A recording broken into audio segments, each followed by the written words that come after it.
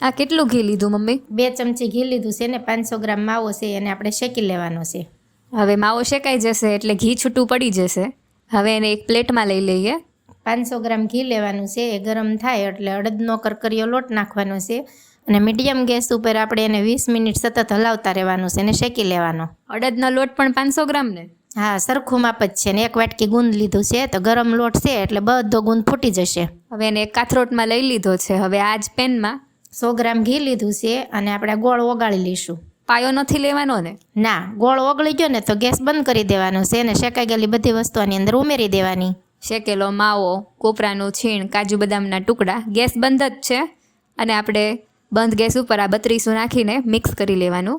તો 32 બધી વસ્તુ મિક્સ આવે છે. હવે ચોકી ઘીવાળી છે એમાં આપણે ઢાળી દઈશું.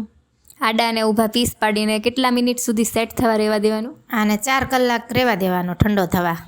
તો હવે 4 કલાક પછી સરસ મજાનો આપણો અડદિયા પાક બનીને રેડી થઈ ગયો છે હે ને મમ્મી? હા, તો ઠંડીમાં બનાવો અડદિયા પાક.